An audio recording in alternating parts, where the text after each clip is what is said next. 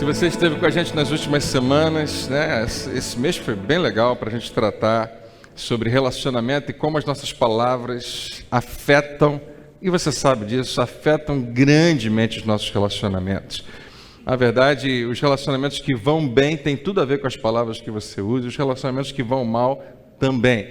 Então a gente tem usado essa prerrogativa, a gente tem usado essa expressão, pronto, falei, e hoje realmente eu termino assim, né? Pronto, falei, já falamos tudo. Na verdade, sempre tem mais para a gente falar e conversar, mas eu espero que durante essas semanas você tenha sido, em algum nível, desafiado e atendido uma direção que Deus tem para você. O que a gente repetiu semana após semana, e hoje vai ser a última vez que a gente vai fazer isso juntos aqui, falando isso aí bem forte, bem alto, que é aquela frase que Tiago falou para a gente no primeiro capítulo da sua carta, no versículo 19, que eu e você precisamos fazer essas duas coisas, precisamos ser prontos para ouvir e demorados para falar, né? Vamos lá, 1, 2, 3 e prontos para ouvir e demorados para falar. Eu acho que você nunca mais vai esquecer disso, né? O pastor obrigou você a fazer gesto na igreja durante 4 semanas, é para marcar esse versículo. E eu acredito que não dá para ficar melhor do que isso. Quando o relacionamento, as pessoas tomam essa decisão de serem prontas para ouvir antes. Pronto significa algo que vem primeiro, algo que tem prioridade. Antes de falar, realmente se dispor a ouvir, é aí que o relacionamento realmente começa a se tornar saudável. Porque não dá para ter um relacionamento onde ninguém ouve o outro, né? Ou não ouve propriamente. Então, é uma disposição extremamente importante. A gente falou nas últimas semanas que Tiago fala para a gente que a nossa boca ela é indomável. Existe, em algum nível, você tem uma capacidade de controlar isso aqui? Você tem a capacidade de controlar a sua língua, mas isso é muito limitado. No entanto, ele diz que você precisa estar vigiando ela o tempo todo. A sua língua, a sua boca precisa estar o tempo todo com você observando e tomando cuidado, porque tem palavras que querem sair e você tem que ser um guarda, e você tem que ser muito sério, muito rigoroso se você vai permitir que aquelas palavras saiam ou não. As nossas palavras sempre, elas têm o potencial de ameaçar as coisas e as pessoas que nós mais valorizamos. E na semana passada a gente viu Paulo usando essa expressão, dizendo que nenhuma palavra torpe, lembra o que é uma palavra torpe? É a palavra mal cheirosa, né? Uma palavra que é desagradável, é desonrosa, é degradante, que nenhuma palavra saia da sua boca. Outra versão diz, não permita, porque você tem o controle, você decide se a palavra vai sair ou não. Não permita que nenhuma palavra que vá desagradar, que vai desonrar, que vai, de alguma maneira, né, diminuir a outra pessoa, saia da sua boca. Pastor, então eu não posso nunca confrontar alguém que está errado? Não, você deve confrontar alguém que está errado, mas existe uma maneira correta de fazer isso, né, sem desonrar e sem desvalorizar aquela pessoa. E Deus nos convida a termos essa postura. Nós que somos cristãos, a grande maioria aqui é, e se você não é, que bom que você está aqui hoje, que bom que você está assistindo a gente aí online, porque eu tenho certeza que o que você vai ouvir aqui, mesmo que você não acredite em tudo que eu acredito, em tudo que nós acreditamos, pode ser muito útil para a sua vida. Mas se você é um cristão, você acredita que a palavra de Deus é verdade, ela diz que todo mundo, cada ser humano foi criado à imagem e semelhança de Deus. Não apenas as pessoas que você gosta, não apenas as pessoas que você acha bonitinhas, né? Essa foi criada à imagem e semelhança de Deus. Não, qualquer pessoa. É alguém que Deus ama e é alguém por quem Cristo morreu. E nós precisamos honrá-las como alguém que está honrando ao próprio Deus. E no final da semana passada a gente falou que Paulo nos dá uma outra imagem, que a nossa conversa, quando você está no relacionamento com alguém, tem uma conversa, nós temos que lembrar de um canteiro de obras, de uma oportunidade de construir. Eu ia trazer algumas pedras, aqui a gente até tem algumas pedrinhas aqui, eu poderia usar, porque as palavras na Bíblia são muitas vezes, são algumas vezes comparadas a pedras que você joga. E eu não ia fazer isso aqui hoje, né? Ia ser um risco muito grande, pegar uma pedra e jogar, mas Você pode fazer isso com as suas palavras. E uma vez que a pedra sai da sua mão, né, você não consegue mais pegar de volta, ela acerta alguma coisa. Mas pedras também podem ser usadas para pavimentar o nosso caminho. Pedras também podem ser usadas para decorar alguma coisa. E você escolhe como é que você vai usar a sua palavra. Se as suas palavras são material de construção, são uma ferramenta de construção, o que a gente tratou na semana passada é que depois que alguém termina de conversar com você, essa pessoa tem que estar melhor. Depois que alguém conversou com você, você construiu alguma coisa nelas. E se você é de Jesus, diga amém. Estou falando para você que entendeu que é isso que Jesus exemplifica e nos manda fazer. E por fim, o apóstolo Paulo nos convida a uma viagem pessoal ao nosso interior. Ele diz que nós precisamos nos livrar de toda amargura. Não apenas tentar lidar com a amargura. Precisamos nos livrar. Eu usei a expressão, pega tudo em bola, joga no lixo, amarra o saco, leva lá para fora e espera o caminhão pegar, porque precisa ir embora. Você não consegue construir nada na vida de ninguém, nem na sua, com amargura. E a amargura tem um antídoto. Lembra qual é o antídoto da amargura? É o perdão. E nós descobrimos que perdão é dar a alguém do seu passado o que aquela pessoa não merece, para que você possa dar a alguém do seu presente o que essas pessoas merecem. As pessoas com quem você convive, elas não merecem a bagagem que você está carregando com você. Você precisa deixar lá atrás, para poder tratar bem quem anda perto de você hoje. E tem gente que está pedindo a Deus que você ouça e receba e pratique essa verdade. Pessoas que você ama e que amam muito você.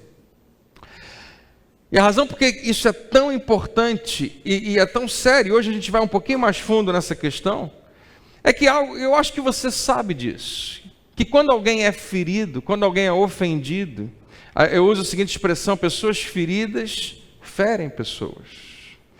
Pessoas que foram ofendidas e machucadas têm a tendência de ofender e machucar também. Pessoas maltratadas acabam maltratando pessoas, mesmo que seja dali a muitos anos. Filhos que foram negligenciados acabam se tornando maridos exigentes. Filhas que foram abandonadas acabam se tornando esposas inseguras e preocupadas. Dificilmente você encontra uma pessoa na face da terra que escapa disso. Todos nós estamos aqui. Existe uma marca na nossa vida de uma ferida do nosso passado, que a gente não sabe explicar, mas nos impulsiona no desejo de ferir o outro. E a gente se pergunta, de onde que veio isso? Por que isso está acontecendo? Não conseguimos entender, mas nós carregamos isso. Mas e se nós fôssemos capazes de pegar toda a nossa amargura e realmente jogar fora? E todo o lixo da nossa vida e nos livrarmos dessas coisas? Como eu falei para você, né? Joga fora de um jeito que você nunca mais vai precisar ver. Quando você consegue fazer isso, você pode se tornar o grande herói da sua própria história, da sua própria jornada de vida. Um dos motivos que é o que eu quero tratar hoje com você, não vai se aplicar a 100% de quem está aqui, mas talvez em algum momento se aplique.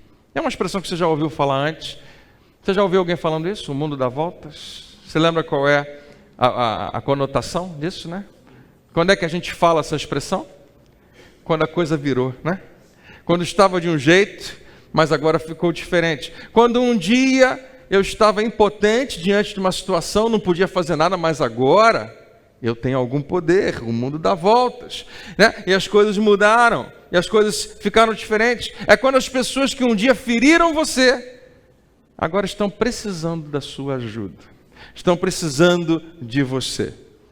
E como você usa as suas palavras em momentos assim, onde você tem a oportunidade de dar o troco, onde você tem a oportunidade de se vingar, porque afinal de contas fizeram algo com você muito grave, feriram você, roubaram algo de você, roubaram a alegria do casamento que você gostaria de ter tido, a alegria da família que você queria ter construído, roubaram de você o emprego onde você estava crescendo, e agora, em algum momento da sua vida, quem sabe isso acontece, a coisa virou, e o mundo deu voltas, e as coisas ficaram diferentes, E o que você faz com as suas palavras em momentos assim, diz mais a teu respeito do que qualquer outra coisa. E eu queria que você estivesse pronto. Hoje, a gente vai usar um exemplo do Antigo Testamento, de um dos homens talvez mais famosos do planeta. Aliás, Deus falou para ele: você vai ser conhecido no mundo inteiro. Eu vou fazer o seu nome famoso no mundo inteiro. E esse homem era Abraão, famosíssimo. Todo cristão conhece Abraão, porque a gente sabe que Deus faz uma promessa a Abraão, dizendo que a partir dele vai ser criada uma família e um povo, e a partir desse povo, Deus vai abençoar todas as famílias da terra. Dali vai sair, e Abraão ainda não sabia disso, o Salvador da humanidade. Então todo cristão conhece Abraão, todo judeu conhece Abraão, e todo muçulmano conhece Abraão. Todo mundo tem esse ponto de origem nas três maiores, talvez, religiões famosas sobre a terra. Tem esse homem, e a gente conhece um pouquinho da história dele, que a Bíblia narra para mim e para você. É uma história fascinante, de como esse homem resolveu confiar em Deus do início até o final. Bom, Abraão não é o destaque hoje. Abraão tem um filho chamado Isaac, e Deus prometeu para ele que a partir de Isaac essa nação aconteceria, mas agora só tem duas pessoas, Abraão e Isaac. Mas Isaac aumenta um pouco mais, ele tem 2 filhos, um deles se chama Jacó. E quando você olha, você pensa, não tem muito uma nação ainda acontecendo. Tem uma família de 3 gerações com pouca gente. Mas Jacó, ele trabalha de verdade, ele tem 12 filhos. Ele quer que a coisa realmente aconteça, né?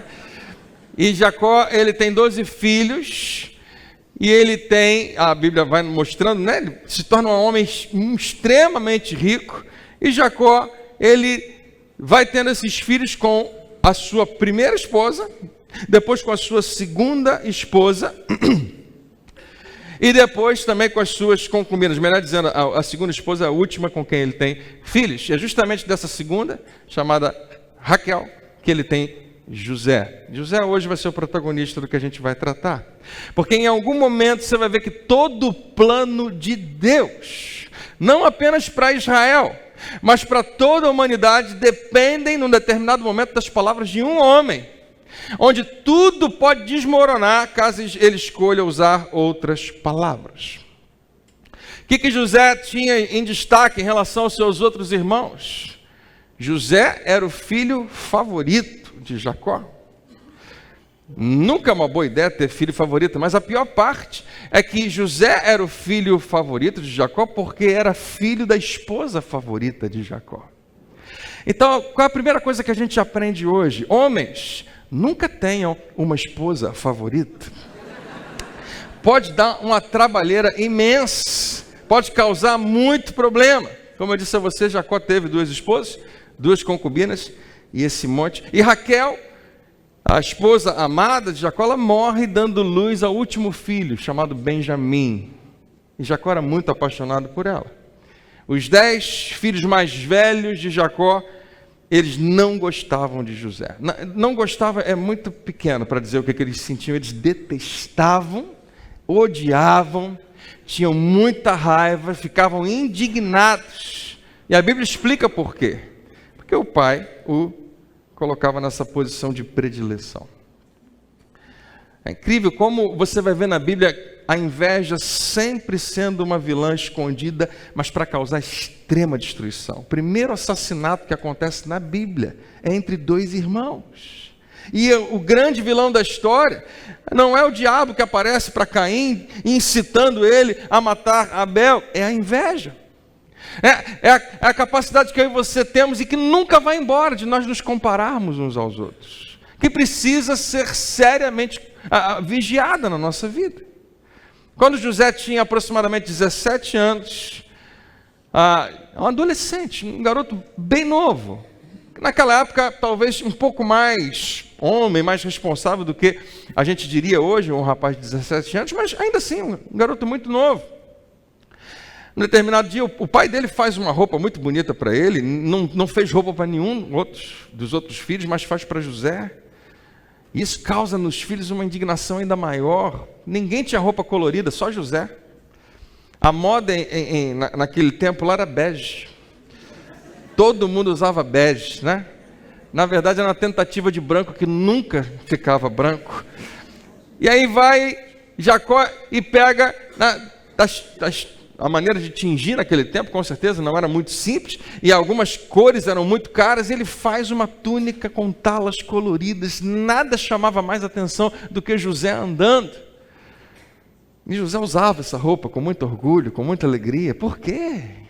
Não devia fazer isso, ele estava provocando seriamente, né, os olhos dos seus irmãos, mas com certeza não dava para evitar ele fazer isso. E os irmãos, num determinado momento, o pai manda José fazer o que frequentemente ele devia fazer: ir olhar o que os irmãos estavam fazendo. Os irmãos trabalhavam, possivelmente, né? A gente está falando de um ambiente rural, pastorear ovelhas e tomar conta de animais e ao mesmo tempo cuidar da plantação. E José era o escolhido do pai para ser aquele que administrava isso. Vai lá ver como é que seus irmãos estão fazendo. E os irmãos, e José com certeza não gostava de fazer isso, porque é uma tarefa realmente cruel, né? E por outro lado, os irmãos detestavam ainda mais, porque se eles estivessem fazendo algo errado, José vai contar para o papai. É o X9 da turma aqui toda. Então a gente vê esse cenário onde a Bíblia não vai esconder da gente que eles odiavam. E num determinado dia ele vai fazer isso, e quando ele está vindo, seus irmãos olham para ele, e a raiva, o ódio está no nível máximo, está no pico. E eles veem José chegando, e eles decidem que vão matá-lo. Eu sempre fico estupefato quando eu penso nisso, como é que o irmão faz esse tipo de plano, junta com outros, todo mundo concorda, vamos matá-lo, mas isso realmente aconteceu, aqui nesse planeta, há alguns milhares de anos atrás. E eles decidem, vamos matá-lo, mas antes, vamos almoçar. E eles param um pouquinho para comer juntos, e no versículo 25 de Gênesis 37 diz assim: mais tarde, quando estavam sentados, comendo pão, viram que uma caravana de ismaelitas vinha de Gileade para o Egito. Nesse momento, José já chegou, os seus irmãos já tiraram aquela roupa dele e não deixaram ele juntos, pegaram um buraco que tinha aberto lá, uma espécie de uma cisterna, e jogaram ele lá dentro, sem água. E ele não pode sair de lá, ele não consegue sair de lá, é muito fundo, ele precisaria de ajuda. E José já começa a ficar apavorado, porque ele não sabe o que vai acontecer, mas ele ouviu alguém falando de matá-lo. Não sei se ele consegue acreditar que isso é possível, mas ele pensa, eu estou correndo sério perigo. E de repente ele também ouve que existe um grupo de pessoas chegando, cavalos, carruagens, possivelmente uma caravana. E ele começa a querer saber o que está acontecendo. Gente, rapaziada, e aí? Vamos me tirar daqui? Vamos conversar? O que está acontecendo? E a Bíblia fala que esses irmãos fazem uma pequena reunião e falam assim: Judá, um dos irmãos mais velhos, disse aos seus irmãos: que vantagem, olha que irmão legal, que vantagem teremos em matar o nosso irmão, esconder a sua morte e ficar com esse peso na consciência?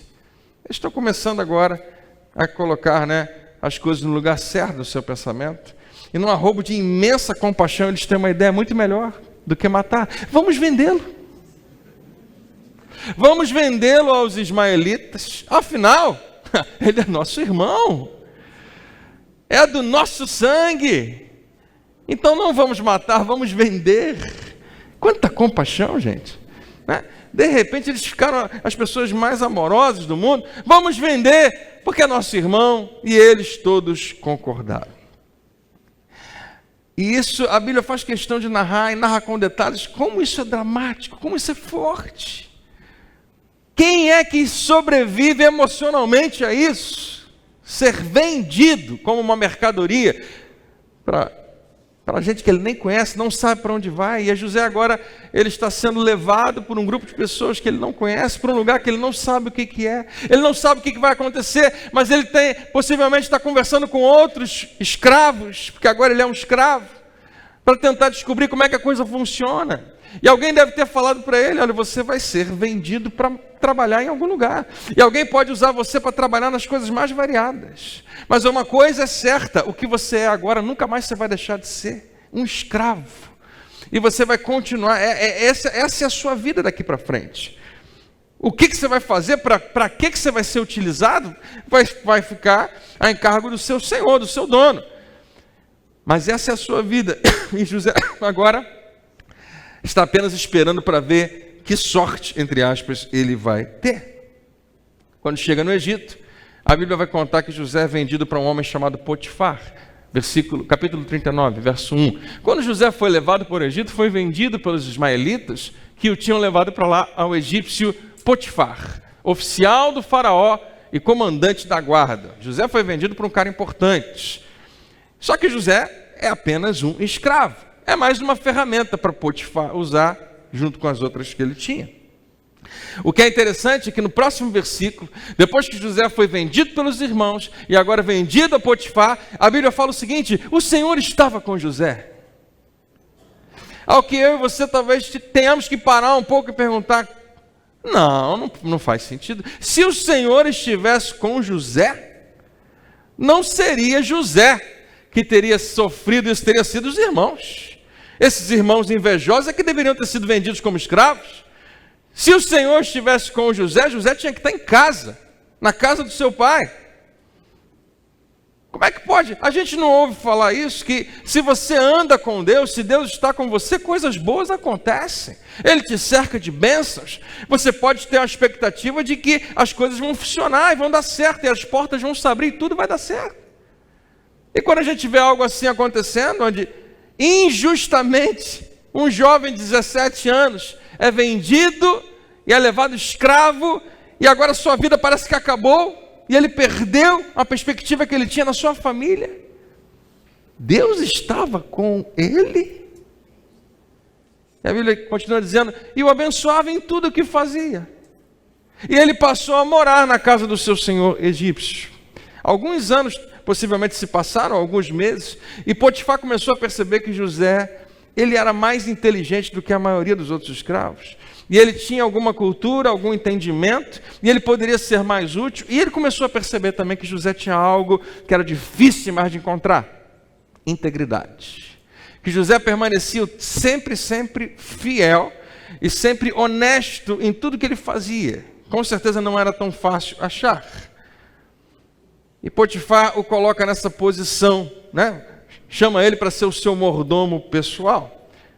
Potifar coloca ele no comando de toda a sua casa. Bom, Potifar era casado, ele tinha uma esposa, e a gente tenta imaginar como é que era essa esposa. Ninguém sabe se ela era bonita, feia ou qualquer coisa no meio, mas essa mulher, ela tinha uma coisa que talvez as mulheres egípcias ricas poderiam ter. Elas tinham, né, nessa sensação de poder, a capacidade também de se apropriar de escravos para o que elas quisessem. E essa mulher decide, possivelmente ela tinha feito isso antes, a gente não sabe, mas ela decide, quando ela olha para José, que José precisa deitar com ela, dormir com ela e ter relações com ela. E a Bíblia não coloca nesses termos, mas não seria estranho se ela se dirigisse assim a José: ei, escravo, eu quero que você vá para o quarto e me aguarde. Porque a única coisa que José tinha que fazer era obedecer os seus senhores. Ele não tinha opção. Só que José faz uma coisa louca. Ele fala o que talvez tenha sido a primeira vez que essa mulher ouve na sua vida: um não. Talvez tenha sido a primeira vez, depois de muitos anos, onde essa senhora, que essa mulher, ouve não de um escravo, que era de uma ousadia absurda.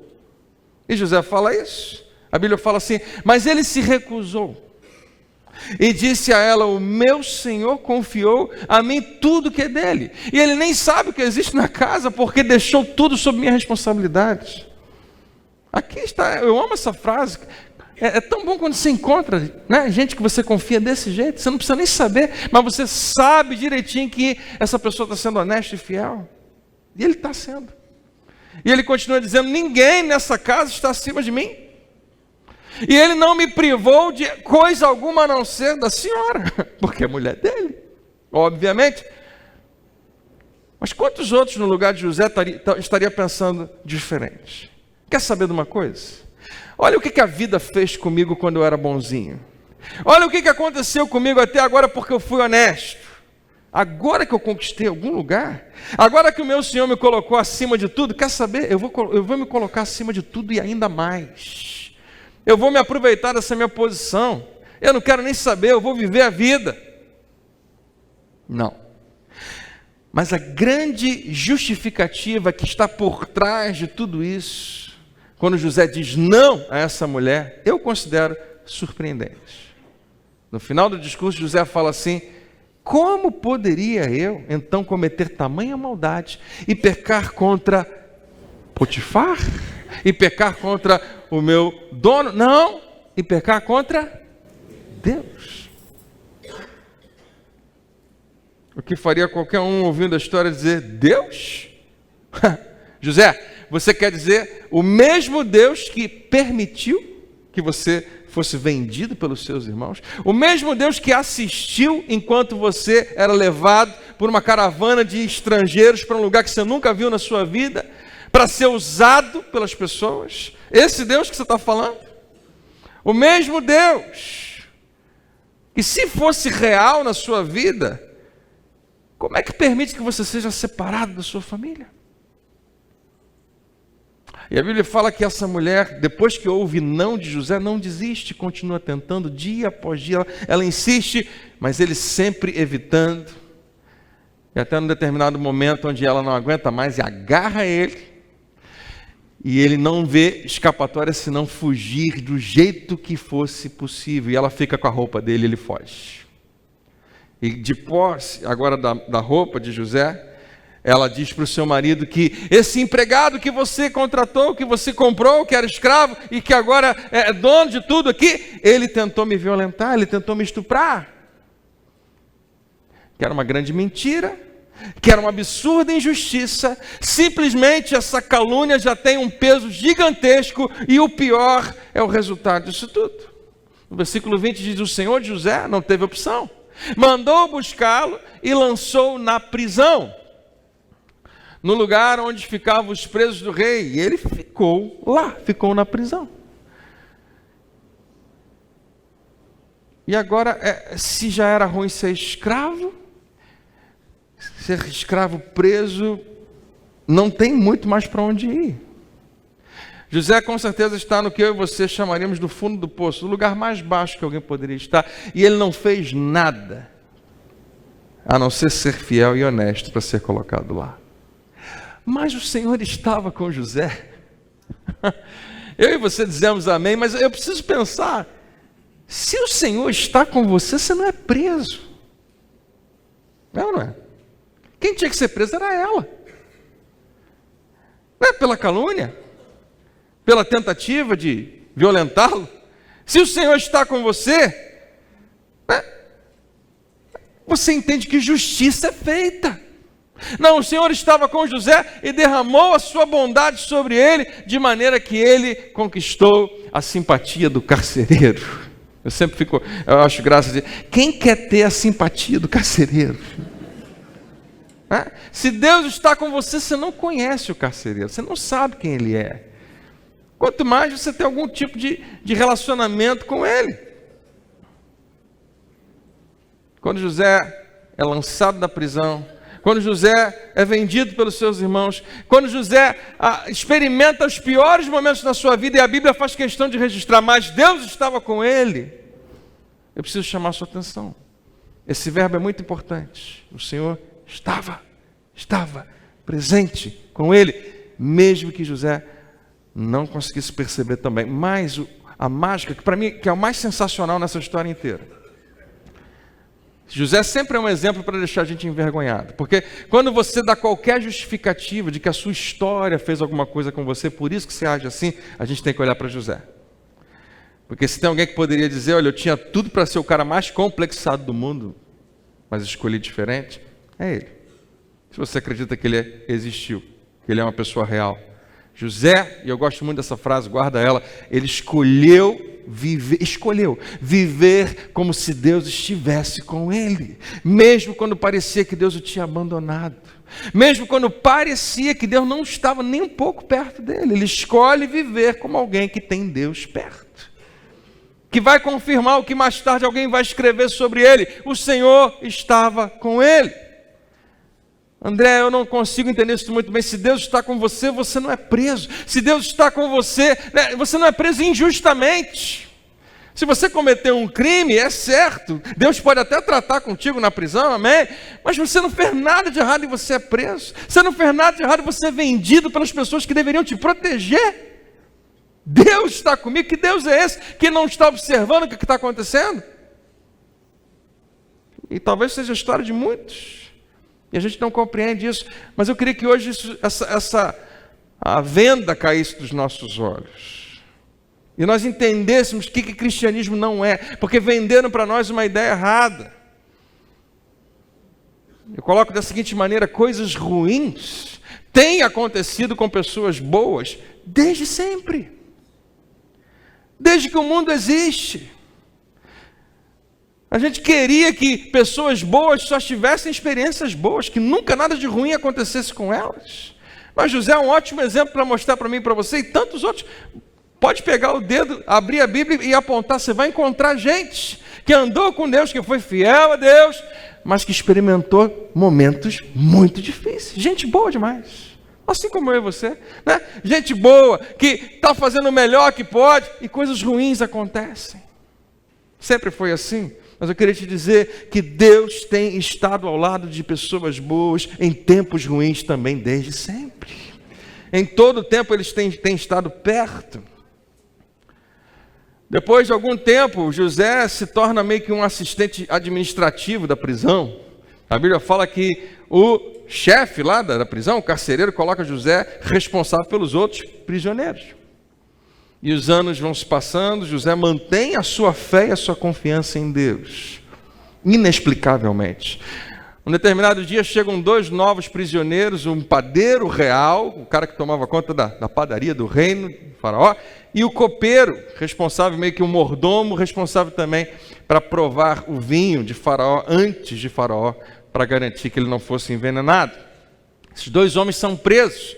Alguma coisa acontece, o rei tem um problema com eles e manda eles presos. E em algum momento, né, a Bíblia vai dizer que José, que agora está acostumado a viver com eles, andar com eles, acorda um determinado dia e vê que eles estão meio cabisbaixos. Os caras estão na prisão, né? José pergunta: por que vocês estão tristes? A gente está na prisão, José, né? Seria uma boa resposta, mas não. Talvez eles estivessem piores do que em qualquer outro dia. Estão meio para baixo. José, o que houve? A gente teve sonho estranho hoje. Eu e eles sonhamos sonhos que a gente parecia tão vívido, mas a gente não sabe explicar. E a gente não faz a menor ideia do significado, se é que tem. E José fala: conta para mim, porque eu já tive alguns sonhos também, eu tenho alguma visão a respeito disso, quem sabe eu posso ajudar? E eles contam os sonhos, cada um conta o seu sonho. E aí José, com certeza dirigido pelo Espírito Santo de Deus, consegue interpretar os 2 sonhos. E ele fala para o copeiro, para o mordomo: olha, daqui a 3 dias é aniversário do Faraó, e ele vai restaurar você a sua posição. Você pode já se alegrar agora, porque você vai voltar ao lugar onde você estava de confiança, você vai ter um emprego bom garantido, a vida vai ficar melhor. Mas, quando você chegar lá, não esquece de mim. Eu não deveria estar aqui. Tudo que aconteceu na minha vida nos últimos anos é uma injustiça muito grande. Fala para o rei, fala para qualquer pessoa a meu respeito, lembra de mim. E o copeiro pensa: claro, se acontecer exatamente o que você está falando, como é que eu vou esquecer de você? Como é que eu vou evitar contar para todo mundo que um garoto, garoto já não era mais um garoto, já era um homem de pouco mais de 20 anos, 20 e poucos anos, como é que ele conseguiu prever que algo ia acontecer e realmente aconteceu? O padeiro ficou muito empolgado. Opa, também tive um sonho. E fala para José e conta o sonho. E José vai contar o sonho para ele com detalhes. Fala: daqui a 3 dias, no aniversário de Faraó, você vai ser levado também à presença dele para ser decapitado. E o seu corpo vai ser colocado numa estaca para as aves de rapina. Por que José teve que dar tanto detalhe em relação à morte desse homem? Eu não sei explicar a você. Porque poderia ter falado, depois que ele contou o sonho: o seu sonho eu não sei qual é a interpretação. Vamos ver o que acontece, né? Vamos caminhar. Mas não, José conta com tudo. Como é que esse cara dormiu aquela noite? E as próximas, né? E realmente a Bíblia fala que as 2 coisas aconteceram. E agora o copeiro, né, o mordomo está restaurado à sua posição, feliz da vida. E a Bíblia fala que ele esquece de José. Eu e você temos uma história assim, em algum momento. Talvez você esteja vivendo isso agora. Talvez seja a sua história. Abandono. Esqueceram de mim, né? Como? E a gente tem a impressão de que foi Deus que esqueceu da gente. Mas como é que depois de tudo que eu fiz? Como é que depois de eu ajudar? Como é que depois de eu me envolver? Como é que depois de eu dar uma força? Se esquecem. Esquecem. E passa mais um ano, e mais um ano, e mais um ano. E todo dia José acorda para a mesma realidade, da qual ele não consegue escapar. Eu vou ser um prisioneiro, um escravo prisioneiro. Eu não vou ficar esperando nunca que alguém vai chegar aqui para dizer: José, hoje é o dia da gente conversar sobre a sua sentença. Não, a minha sentença só é uma, é daqui, ou eu morro na prisão ou eu morro lá fora.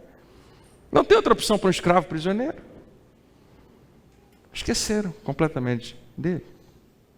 Até o dia que, dali a alguns anos, 2 anos e poucos, Faraó tem um sonho, ou uma sequência de sonhos. O rei do Egito. E ele fica muito preocupado, é aquele sonho que não consegue fazer ele pensar em outra coisa, e ele chama os seus magos, chama os sábios, chama todo mundo, conta o sonho, explica, e alguém precisa me explicar, e ninguém consegue explicar, e o copeiro acorda, e ele lembra. Eu acho que ele não queria trazer o assunto à tona mais uma vez, mas ele sabe que a situação é grave, que o rei não quer fazer mais nada, e ele chega para o rei e fala, e isso não está na Bíblia desse jeito, mas o senhor lembra que há mais ou menos 2 anos atrás, a gente teve vamos deixar para lá a razão, não importa, mas a gente teve alguma situação e por alguma razão, muito rapidamente eu fui lançado na prisão, saí rápido de lá, mas naquele tempo que eu fiquei lá, eu conheci um rapaz que interpretou sonhos de uma maneira muito vívida e realmente aconteceu. O faraó se interessa pelo assunto e manda chamar José. A Bíblia fala, então o faraó mandou buscar José, que foi tirado às pressas do calabouço. José fez a barba, trocou de roupa e se apresentou ao faraó. E o faraó diz a José, então é você, né? Você é o cara. Tive um sonho e ninguém consegue interpretá-lo. Ouvi dizer que quando você ouve um sonho é capaz de interpretá-lo.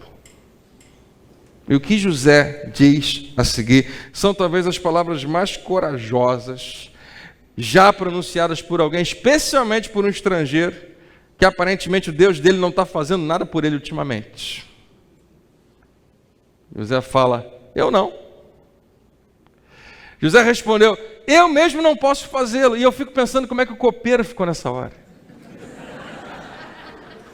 Ai, meu Deus do céu. Para que eu fui inventar isso? Eu vou voltar para a prisão amanhã, né? Eu mesmo não posso fazê-lo. Mas Deus... E agora ficou pior, porque ele tinha que ter parado, eu não posso fazê-lo, mas quando ele fala mais Deus, ele insulta todo o Egito, porque para todos eles não existia outro Deus senão o que estava ali na frente deles, Faraó. Esse é o Deus deles. E os outros deuses que existiam eram muito menores do que esse grande Deus. Ele fala, não, tem um Deus muito maior do que você. Deus, ó rei, dará uma resposta favorável. Porque você, Faraó, é Deus com D minúsculo. Mas o meu Deus com D maiúsculo, esse sim conhece todas as coisas. E o Faraó conta o sonho para José. E se você cresceu na igreja, você conhece os sonhos, né, das vacas magras e gordas. Daí que tem aquela expressão que as pessoas falam. Tem gente que nem sabia, né? Eu estou passando por um tempo de vacas magras, é um tempo difícil. E teve um sonho também das espigas que eram graúdas e as outras mirradas. E ele explica aquilo para José e José fala, muito fácil. Era engraçado, cara, que qualquer pessoa que chega para mim e conta um sonho e tem a impressão de que eu vou entender alguma coisa, tem a inocência de achar o pastor espiritual, ele vai saber interpretar meu sonho, ele sai mais frustrado do que quando chegou. A pessoa conta o sonho inteiro para mim, eu falo, querido ou querida, eu não faço ideia de nada disso. Dentro de mim eu penso assim, foi a feijoada de ontem, só isso, né? Mas eu realmente, com certeza, essa não é um dom que Deus me deu. Talvez tenha dado a você, talvez tenha dado a alguém. Mas se você quiser se poupar do trabalho, pode me contar os seus sonhos só para compartilhar, mas eu não posso te ajudar muito em relação à interpretação. Para José era fácil. O rei conta isso, ele fala, é muito fácil. O que vai acontecer é o seguinte, rei. Os próximos 7 anos vão ser anos de tanta fartura na colheita do Egito, que o pessoal vai nadar em cereal. Vai ter grão para tudo quanto é lado. Nunca o reino vai ter tanta comida. Vai ser um problema até para a economia, porque vai ser tanto, a gente não vai saber o que fazer, vai ter que vender barato.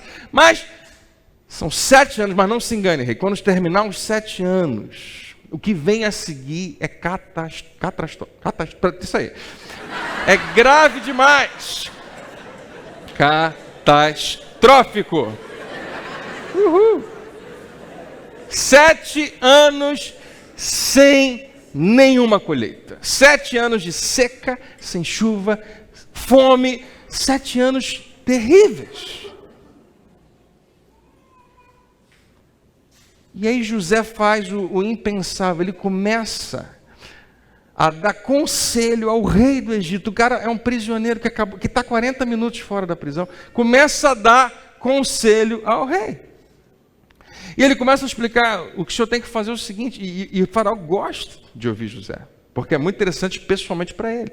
Ele fala, o senhor tem que fazer o seguinte, durante esses 7 anos é tanta comida que vai sobrar. E você deve criar um novo imposto de 20%. De 1/5 de tudo que o pessoal produzir, todos os fazendeiros têm que pagar a você. Já pensando no amanhã, já pensando que você vai precisar deles no futuro. Então, é um imposto, e José deixa bem claro, não é para o Egito, não, é para você, rei.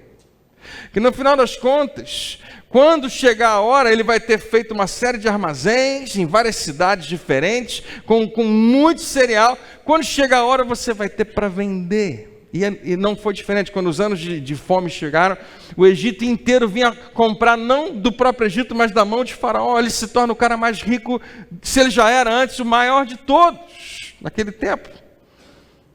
Do grande império, que ainda não era tão grande assim, mas já era o único grande império daquele tempo, o Egito. E Faraó gosta do que ele está ouvindo. Fala mais, José. E José vai dizendo como é que as coisas têm que acontecer, e faz isso, e faz aquilo outro, e faz desse jeito. Arruma alguém que vai dormir e vai tomar café da manhã, almoçar e jantar pensando nisso. Tem que ser alguém que vai administrar isso, porque não é uma tarefa simples, você precisa de alguém de confiança. E ele dá todas essas dicas para Faraó, ousadamente. E a Bíblia diz que Faraó e os seus oficiais gostaram do conselho de José. E Faraó disse aos seus oficiais, será que encontraríamos alguém como esse homem, em quem está o Espírito de Deus? Porque todo mundo está parado olhando, de onde que veio tanta sabedoria? Será que a gente encontra alguém melhor do que ele? Todos eles sabem, não vamos encontrar. E em seguida Faraó disse a José, visto que Deus, e Faraó já se converteu nessa altura, lhe fez saber todas essas coisas, não há ninguém tão criterioso e sábio como você. E José percebe que está vindo alguma coisa. Por isso você será o administrador da minha casa e todo o meu povo obedecerá às suas ordens. Somente em relação ao trono real eu serei maior do que você. E o que Faraó está fazendo é nomeando José como o primeiro-ministro de todo o Egito. José estava sendo treinado e não sabia. Na casa do seu pai, ele estava sendo treinado, mas ele não sabia. Na casa de Potifar, ele estava sendo treinado, mas ele não sabia. Na prisão, naquela masmorra, ele estava sendo treinado, embora não percebesse. E nesse momento ele está preparado. E José prepara toda a nação. E ele começa a construir armazéns gigantescos em várias cidades diferentes. A Bíblia não conta com detalhes, mas a história vai contar um pouco sobre isso. E toda a colheita agora separa-se e muito bem organizado, com muita gente trabalhando, muitos empregos foram criados naquela época, né? Porque José precisava de uma equipe muito boa funcionando. E a chuva vem, e as plantações são maravilhosas até aquele primeiro dia do 8º ano. 7 anos se passaram, vem mais 7 por aí, e a chuva para, não cai mais, não tem uma plantação que vinga, não tem mais colheita, E está na hora de abrir os armazéns e vender todo aquele grão.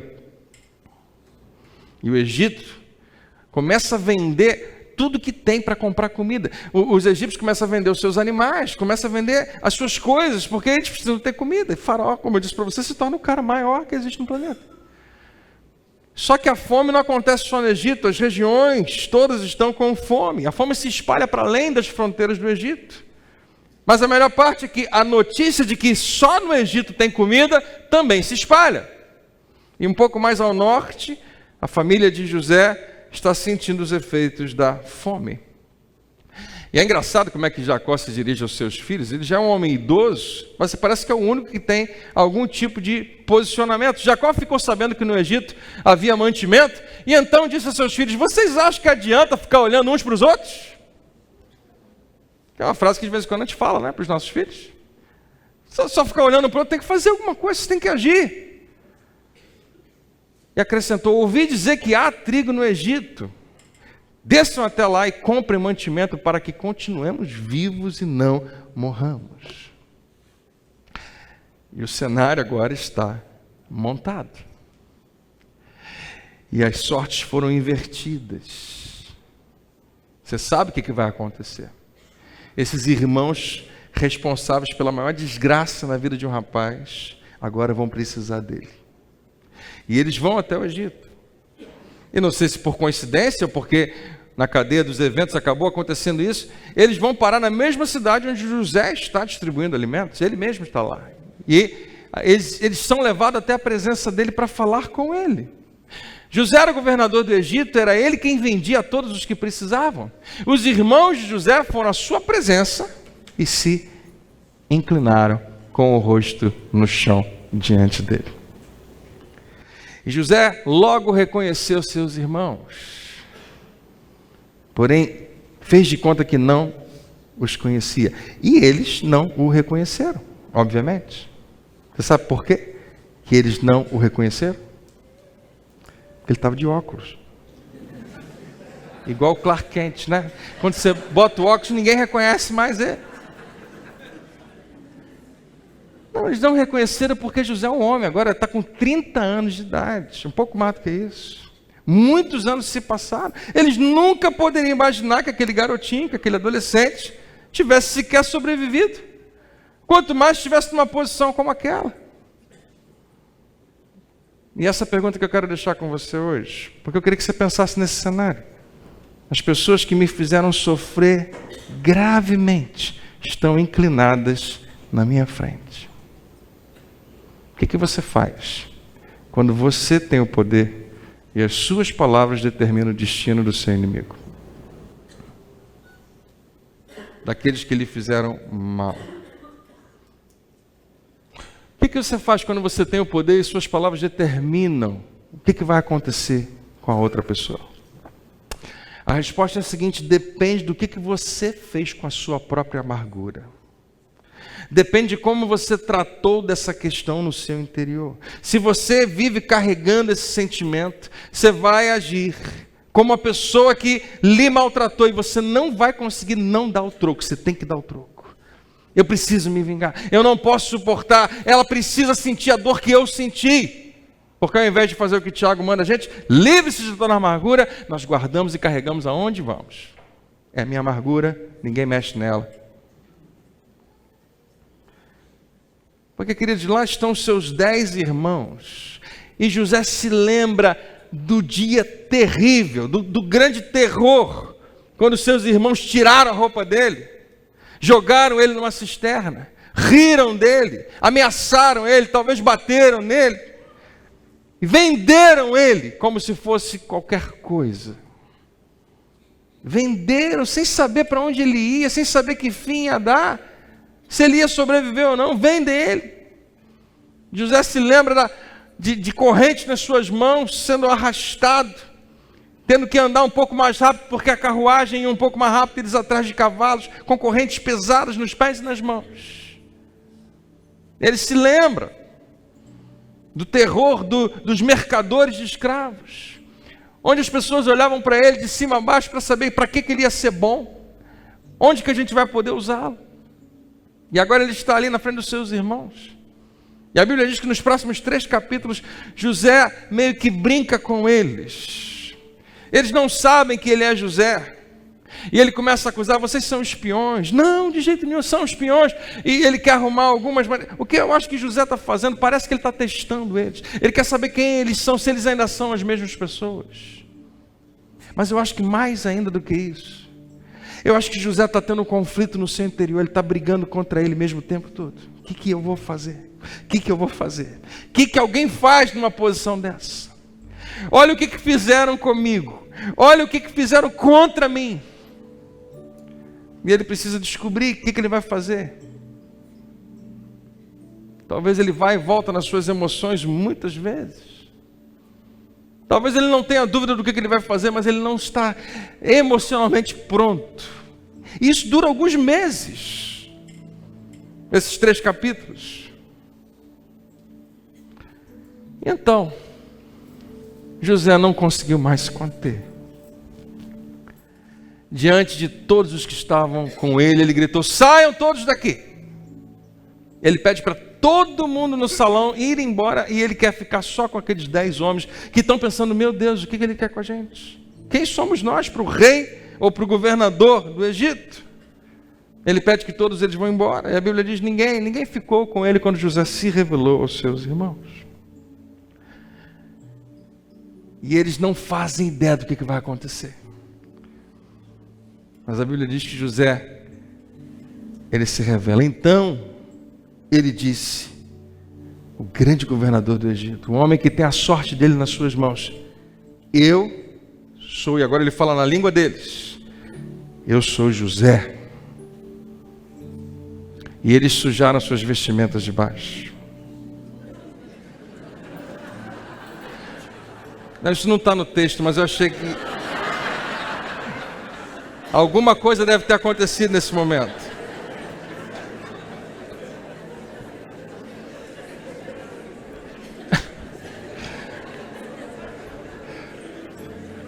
Por alguns segundos você achou que estava lá. Porque eles sabem muito bem que agora virou tudo. O jogo virou completamente. E eles esperam só uma coisa: não tem como escapar. Ele vai fazer com a gente o que nós fizemos com ele. Ele vai fazer conosco o que nós fizemos com ele. Ele só precisa falar uma palavra e os 10 serão executados hoje. Eles sabiam como é que a coisa funcionava. Uma praça pública, 10 estacas de madeira, todos empalados, sendo perfurados, e um talvez esperando o outro morrer, de maneira lenta, extremamente dolorosa, horrorosa.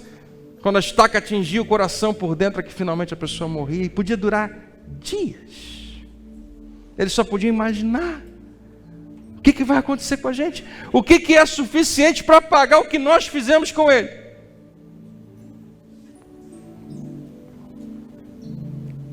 Mas a pergunta de José é: meu pai ainda está vivo? O que tem 2 conotações. Ele realmente está interessado em saber, mas eles também pensam: o seu pai de quem a gente roubou você, o seu pai que tinha um relacionamento tão forte com você, que amava tanto você, e nós fizemos ele sofrer durante os últimos 15, 20 anos. O seu pai que era para ter ficado perto de você durante esse tempo todo, que a gente tirou isso de você. E eles não conseguem responder. A Bíblia diz: mas seus irmãos não puderam responder porque ficaram assustados. Outra versão diz: estavam aterrorizados diante dele. Mas eles não precisavam ficar aterrorizados na presença de José, porque José tinha escolhido viver como se Deus estivesse com ele durante o tempo que eles estavam ausentes. Eles não entendiam isso. Como alguém que foi abandonado, ferido, machucado, injustiçado em todos os níveis, pode viver como alguém com quem Deus está. José escolhe manter a amargura sob domínio e jogar fora. O que José não sabia é que o plano de salvação de Deus para o mundo inteiro dependia das próximas palavras que ele iria falar. Estava pendurado por um fio, que eram as palavras que ele iria falar. Nós não fazemos ideia. Mas esses 10 homens que estão na frente dele são os representantes de 10 das 12 das tribos de Israel, através da qual Deus introduziria o Salvador do mundo. O mesmo Salvador que faria pelo mundo inteiro o que José escolhe fazer pelos seus irmãos, que não mereciam. Porque José não carregava a amargura, mesmo tendo todo o direito de fazê-lo. Todo o direito. Porque se você me contar a sua triste história, eu vou dizer que você tem todo o direito de viver amargo. Mas você que escolhe se você vai carregar isso ou não. José abraça os seus irmãos. Tem muito choro. A Bíblia diz que ele chora tão alto que do lado de fora todo mundo ouve, que na vizinhança todo mundo ouve. Tem alguém chorando muito alto. Ele abraça seus irmãos. Ele fala: eu quero que vocês voltem para casa e vocês tragam a família toda, traga todo mundo, traga tudo que vocês tiverem, porque vocês vão viver agora aqui comigo no Egito e eu vou sustentar vocês, e não vai faltar nada, e eu vou mandar uma comitiva com vocês, muita comida, depois vocês podem voltar, nada vai faltar. E José sustenta a sua família pelo resto das suas vidas. E os anos se passam, está todo mundo bem, está todo mundo feliz no Egito, e Jacó, o pai, morre. E os irmãos pensam: era só isso que ele estava esperando. José trouxe a gente para cá para manter a gente aprisionado aqui, estava só esperando nosso pai morrer para finalmente executar a sua vingança. Porque tem gente que não esquece o que foi feito. E era o que eles imaginavam. E mais uma vez esses 10 homens temem pela sua vida. E eles estão desesperados. E eles se dobram diante de José. E a Bíblia diz: depois os irmãos foram falar pessoalmente com ele, ficaram inclinados diante de José e disseram: aqui estamos dispostos a servi-lo como seus escravos. Nós somos seus escravos. Eles acordaram para o fato de que ele não tinha mais o pai para garanti-los. Resta só isso. Por favor, poupe a nossa vida, nós vamos ser seus escravos. E eu amo o próximo versículo. Eu queria que você lesse com muito cuidado. Quando José fala com eles, é aqui que está. Nós estamos aqui hoje por causa disso. José, porém, lhes disse: não tenham medo. Olha como ele termina: por acaso estou no lugar de Deus? Ele nem usa por acaso sou Deus, ele sabia que não era, né? Por maior que fosse a sua posição. Por acaso estou eu no lugar de Deus? Por acaso eu devo fazer o que só Deus pode fazer? E executar juízo sobre alguma coisa? Como isso é importante? Quando você decide sobre a vida de alguém sem perceber, você está se colocando no lugar de Deus. Por acaso eu estou no lugar de Deus? Ouça, você jamais vai experimentar o bem que vem do mal. Quando o mal acontece, ele é inevitável.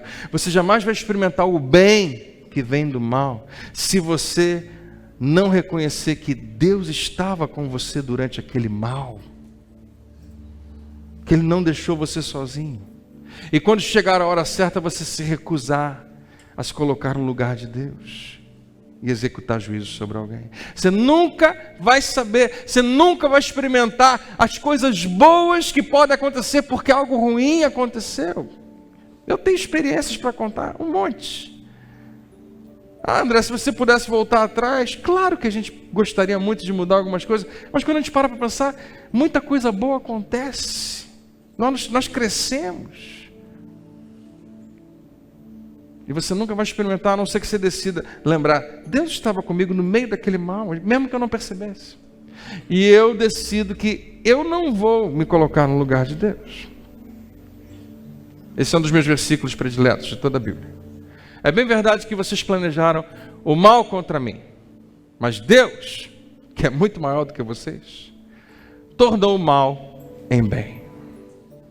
Deus tornou o mal em bem, para que hoje fosse preservada a vida de muitas pessoas. Por isso não tenham medo, ele fala aos seus irmãos. Vou sustentar vocês, seus filhos. Assim ele os tranquilizou e lhes falou amavelmente. Não é verdade? O mundo dá voltas. As coisas mudam. Um dia, e eu não sei se isso vai acontecer ou não com você, mas quem sabe? Um dia você pode ter poder sobre a pessoa que tirou algo de você, roubou algo de você, feriu a você, e não consegue te devolver o que foi roubado. Porque, como eu falei no início, foi roubado algo muito grande, foi roubado a sua alegria, a sua inocência, o seu casamento, o seu primeiro casamento, foi roubado, né, a qualidade de vida que você poderia ter tido. Foi roubado de você, foi tirado de você, você foi ferido nos níveis mais variados. E você não consegue esquecer o que foi feito contra você. Por que a gente se engana e acha isso? Eu acho que se você perdoa, você esquece. Não, não se engane.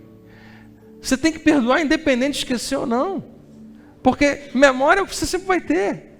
E se você quiser pensar no que foi feito de mal contra você, você pode sofrer agora de novo. Sem problema. Mas perdão é uma decisão da sua fé. É uma decisão independente de sentimentos. É uma escolha.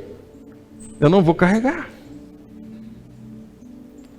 Seu Pai Celestial lhe convida nessa noite a lembrar de outra coisa, que o que você passou, Ele estava lá com você. Lembra? E o Senhor estava com José. E a gente se questiona como Deus está com alguém e a situação é desse jeito. Ele quer que você saiba que Ele estava lá com você. E quando chegar a hora certa, quando você perceber que o jogo virou e o poder está com você, essa é a questão. O que você faz quando você tem poder e as suas palavras, e não se engane, isso acontece mais do que você imagina. As suas palavras determinam o destino de outras pessoas, inclusive de pessoas que você considera inimigas, que lhe fizeram mal.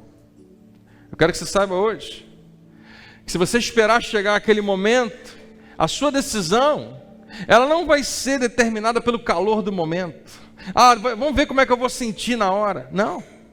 A sua decisão já está determinada pela perspectiva que você tem de tudo o que aconteceu desde agora até chegar naquela hora. José não esperou. Quando eu me encontrar com meus irmãos, eu vejo. Não. Ele escolheu desde cedo. Eu não vou me apegar à amargura. Eu não vou habitar na amargura. Eu não vou morar nesse lugar sombrio. Eu não vou viver com ressentimento. Eu não vou viver carregando essa dor. Quando chegar a hora, eu espero que você imite aquele que deu a vida por você e não aqueles que roubaram vida de você. Siga o exemplo de quem estava com você e não daqueles que abandonaram você.